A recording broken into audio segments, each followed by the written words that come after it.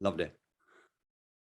Welcome to Tony at 12. I'm Tony LeBlanc, and today I'm in conversation with John Bullard, who farms in Norfolk, and we're going to discuss agriculture in the UK together with the concept of agri-tec. John, good to see you. Well, Tony, very good to be here. Good to meet you. Can we start off by looking at the size of your farm and the crops grown, and how many generations has it been in the family? Tony, I'm third generation. So my grandfather bought the farm and the properties back in the 1920s, and we're really an urban family by background. We were brewers and hop merchants and grain merchants in the Victorian era, and ended up as quite a big brewery in East Anglia. And as I say, my grandfather bought the place, and it's about 20 miles to the west of Norwich. Mm-hmm. So lovely part of the world up there. It's lovely, and actually, it's remote.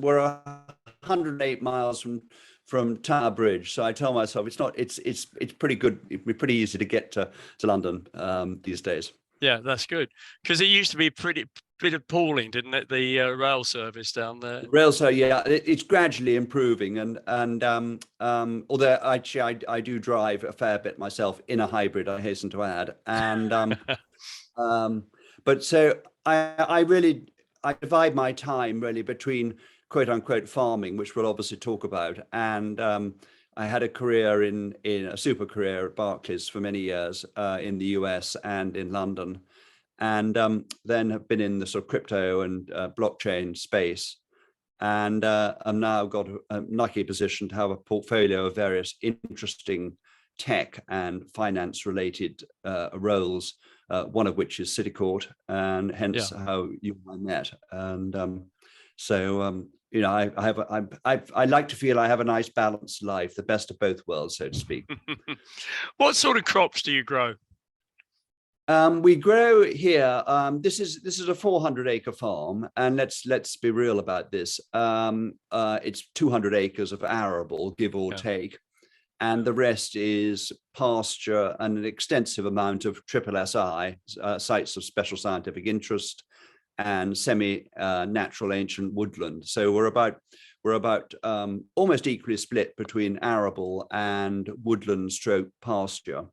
So it's an old traditional farm rather than a modern large farm, and we'll talk about the economics of that in a moment. Okay.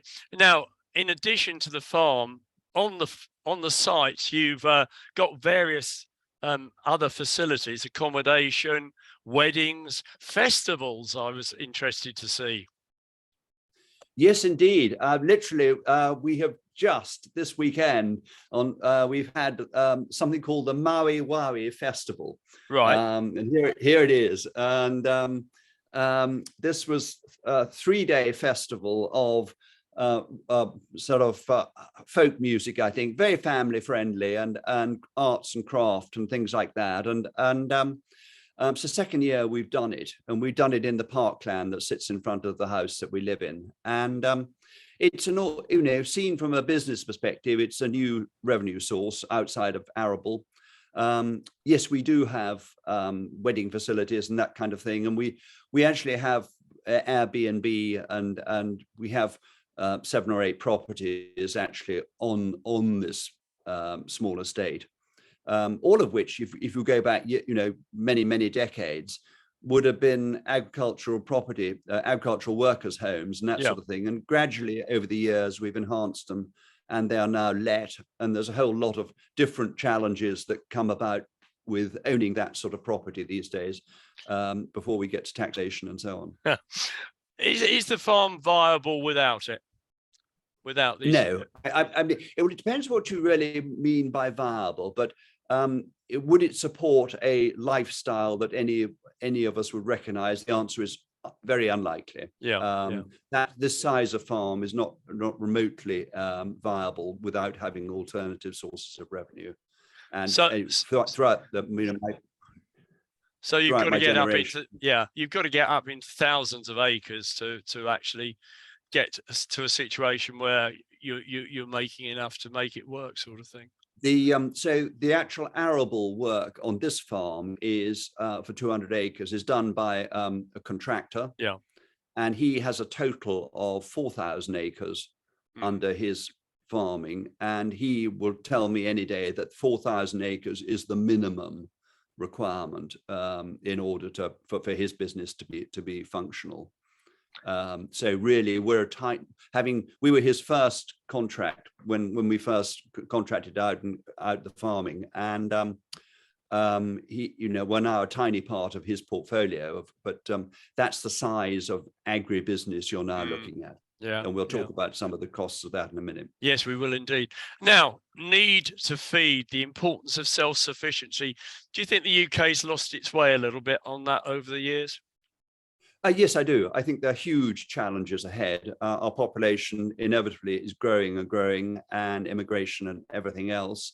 And the conventional way of farming is nowhere near sufficient to meet both current and future food needs. And we'll talk about some of the dynamics of that. But there is a huge issue bubbling under. We take for granted in the UK that the supermarket shelves will be full and so on, and yet there's only got to be a small disruption and we can see some very serious problems.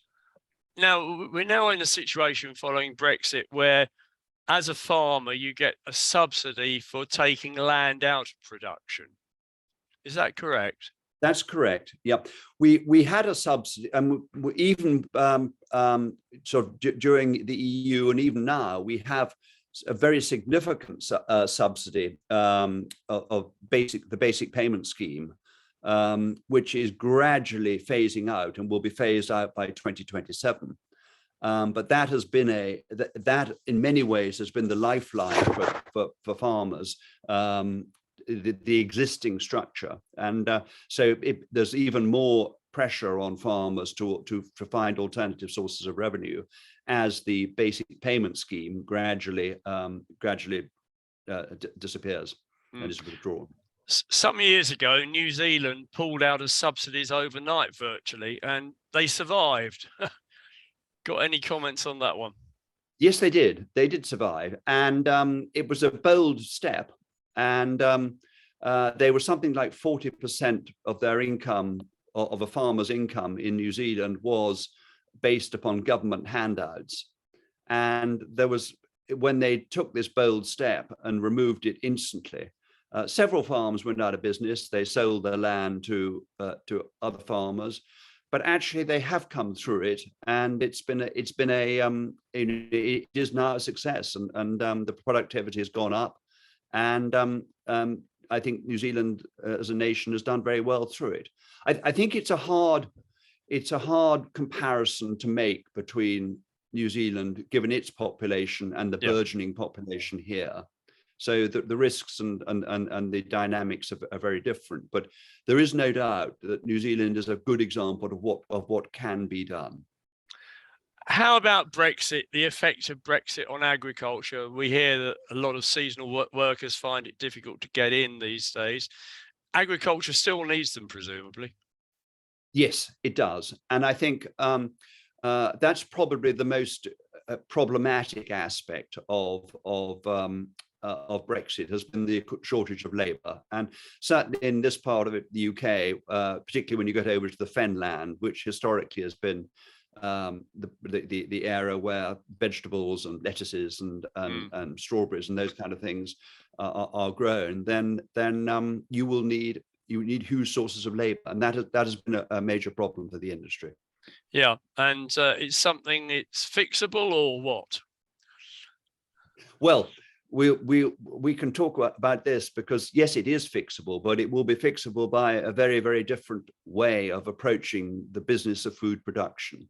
And I think we then sort of step into the philosophy behind it. Historically, farmers have seen themselves as producers of food. That has been their kind of unspoken role. That's what they do, and that's what governments have encouraged them to do.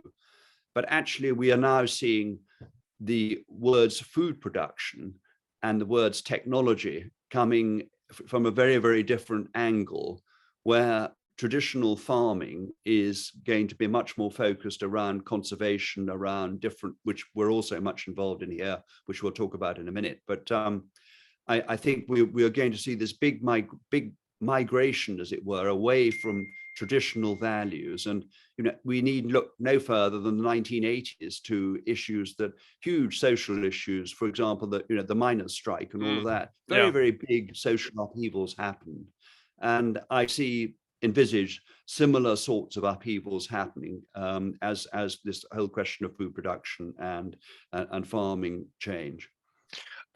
Trade agreements with Australia and New Zealand, I believe, have been struck. What was your analysis of these trade agreements?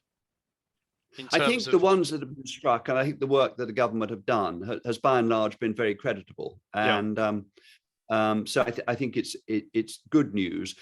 My feeling on trade agreements is when their positive sides are very good, but there is sometimes a danger with some counterparties of protectionism creeping in. So I think providing they are executed and documented well, then they are a force for global interoperability, global freedom of trade. But I think one has to be careful. They are not the total answer to everything. It has to be left up to the private sector.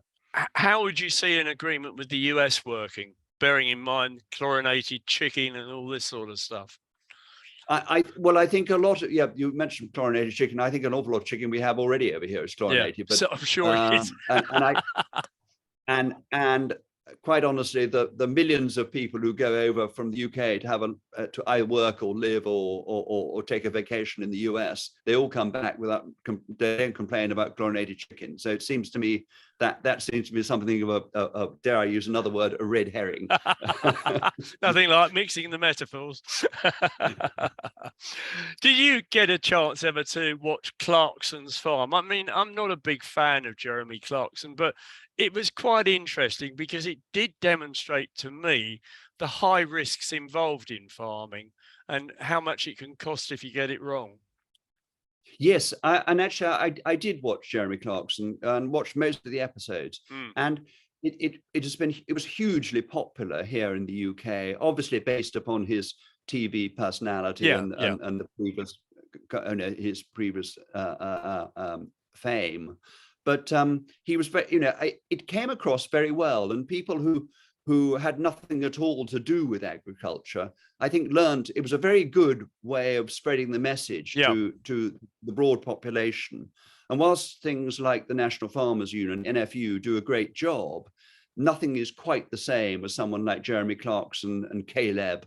And Jeremy Clarkson not being able to work his machinery and of course, I mean, Diddley Squat Farm, as it was called, or still is called, says it all. He was very honest. To an earlier comment, he had 1,000 acres there, and that was not remotely economically viable. Fortunately for him, that wasn't the end of the world. But I think it was a very good educational experience. Yeah, we enjoyed it, and I think it did a lot better than the BBC comparable farming program in terms of views and everything else. Cost of farming kit, presumably that's mitigated for you by virtue of the fact you use contractors to run that side of the farm.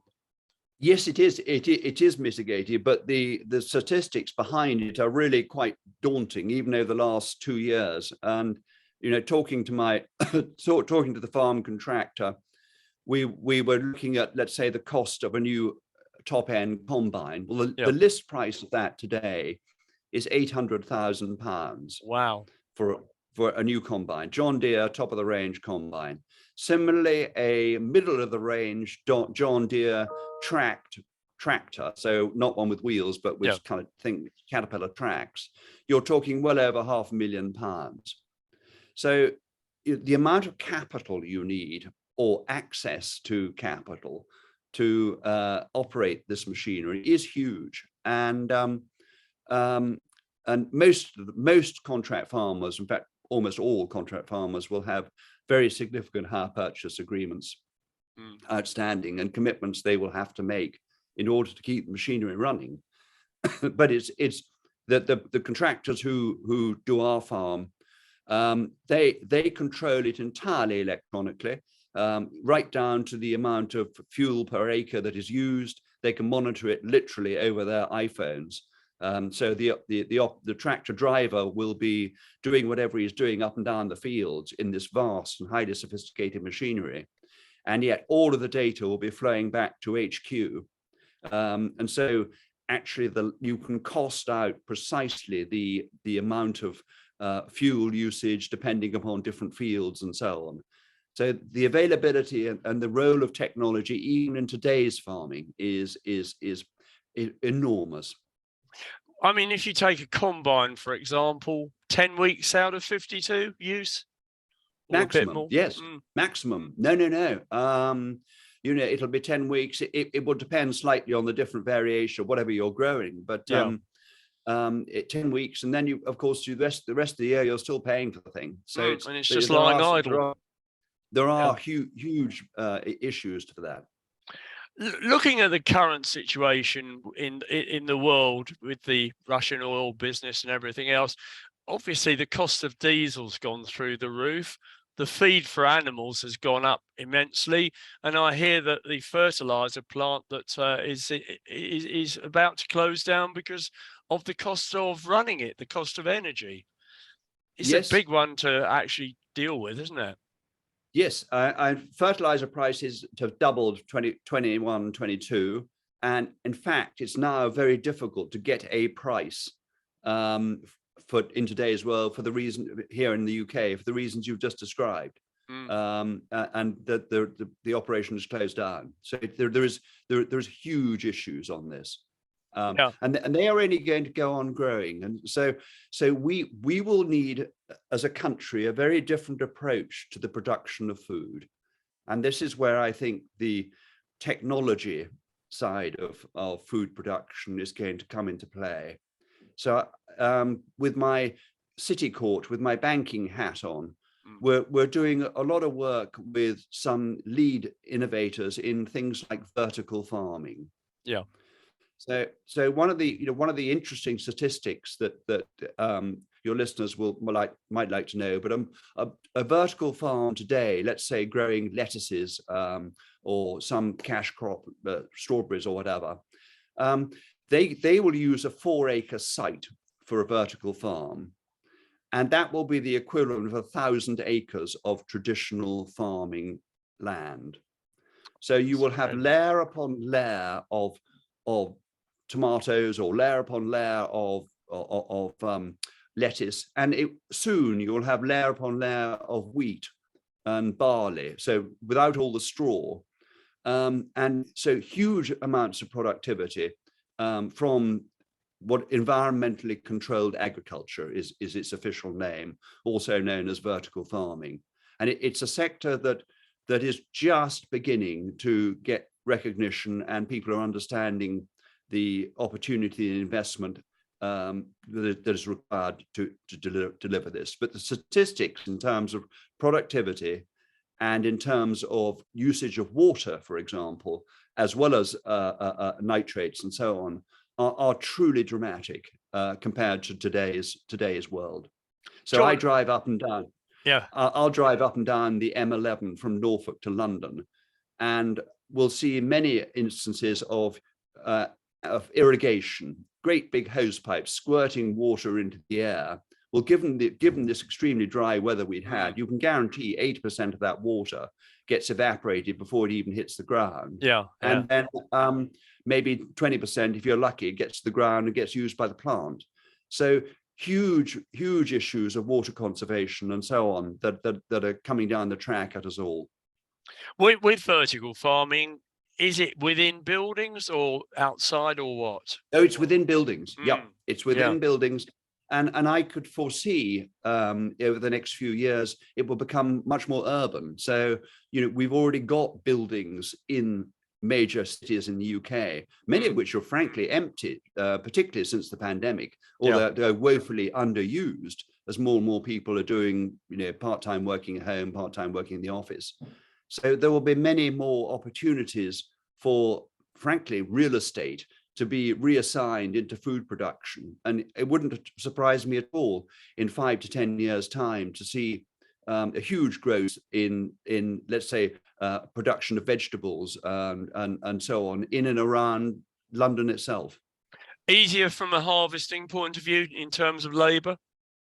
Yeah, infinitely easier. Yes, yes. And there's a vertical farm just starting near us, near Norwich, which will be producing up to 700,000 bags of lettuce per day. Wow. And I mean, phenomenal changes in productivity, all driven by, all within this environmentally controlled system, all of which requires huge quantities of data and therefore actually huge computing power, which leads us on to, yes, significant usage of electricity and energy, which then leads us to consider places around the planet which historically have been very low areas, where there have been frequent famines and droughts and so on, where actually you will see, I think over, it'll be 20 years, next 10 to 20 years, but you will see areas, let's say of Central Africa, where there was huge quantities of sunlight day in, day out,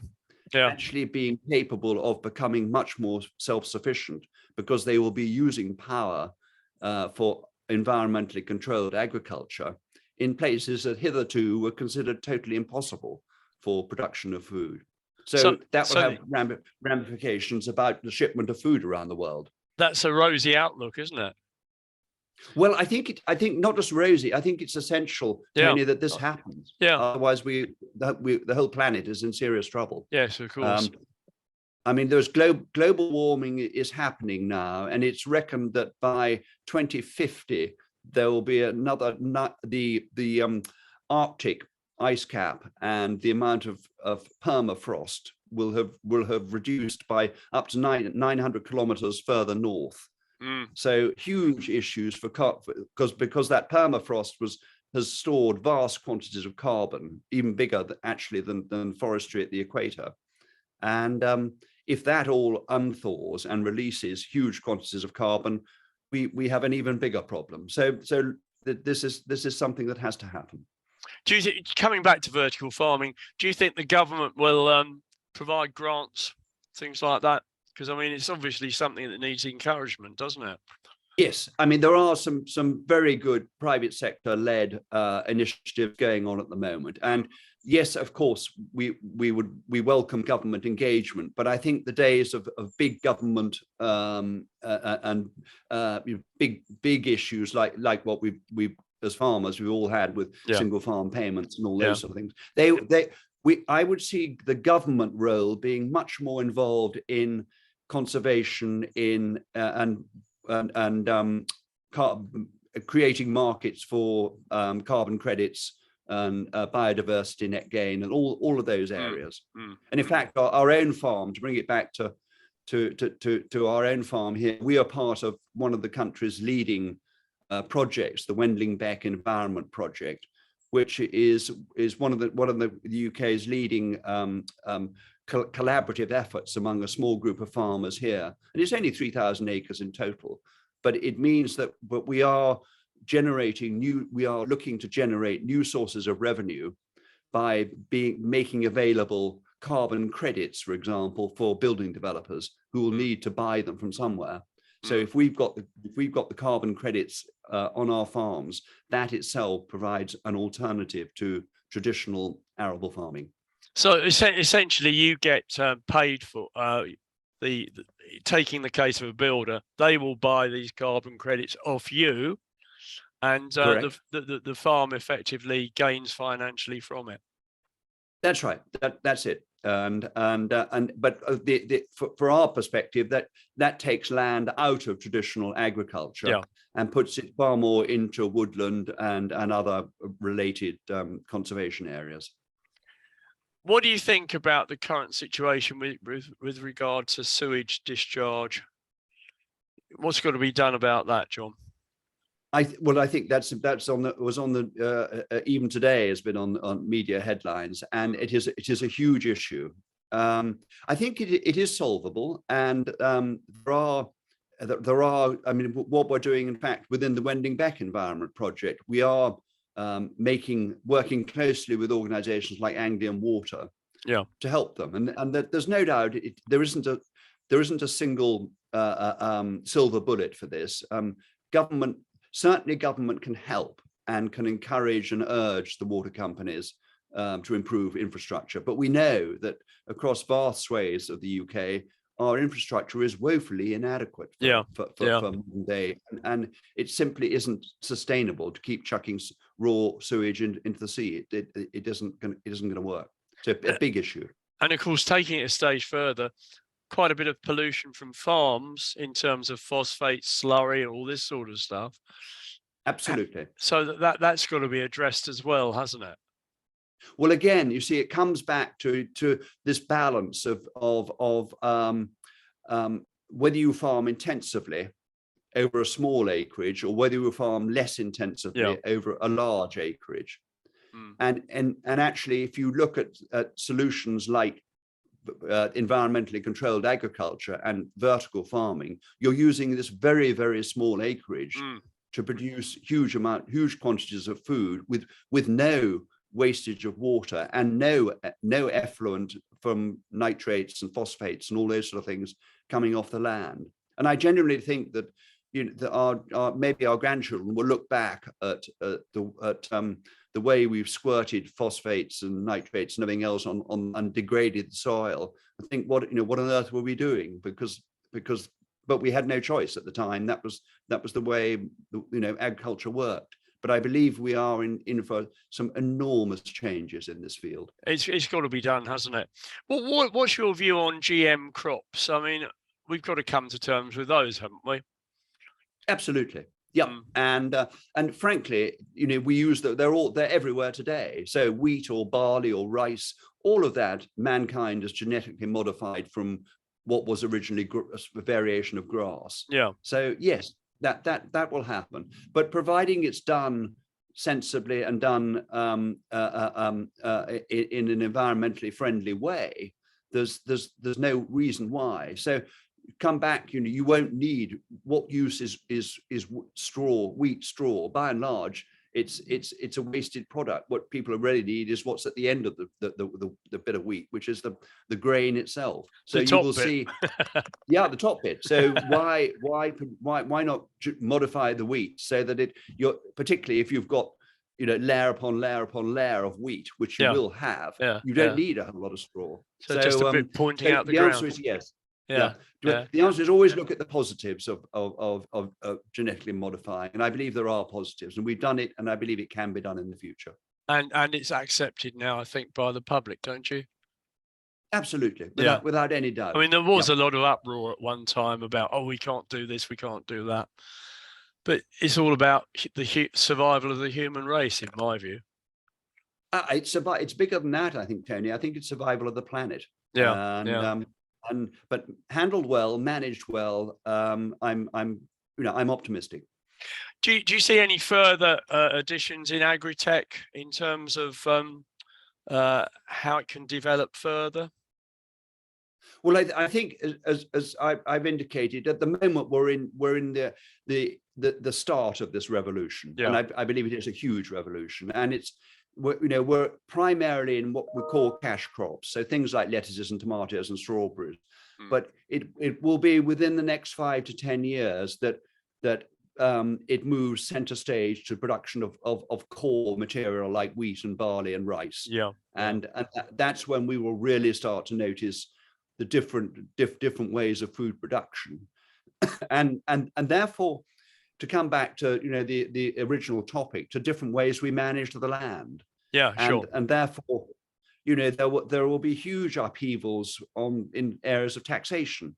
So at the moment, there's something called agricultural property relief, where if you are a farmer, you're able to pass on acres of land free of inheritance tax, because otherwise it historically would not have been sustainable for a farm. But as food production moves away, there's different social dynamics will come into play, and things like agricultural property relief, again, over the next 20 years will become very hot political issues as to how we manage the land and how we, make it open and benefit for all. So that's a bit of a worrying situation, potentially. Well, I think I think it's worrying, but I think it's also inevitable, and yeah, that's why we're doing things like the Wendling Beck project, because we believe that's the future of land management. It's not in traditional farming alone. Well, just to finalise, will the archers still be around in the future? I think the archers will be around, Tony, for a very long while.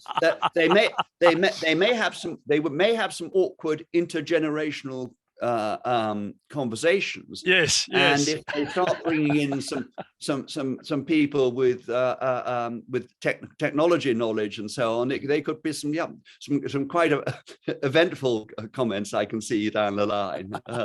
But rest assured, the archers will still be there.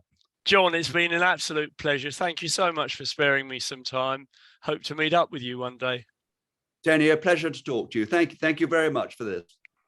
Goodbye. Thank you.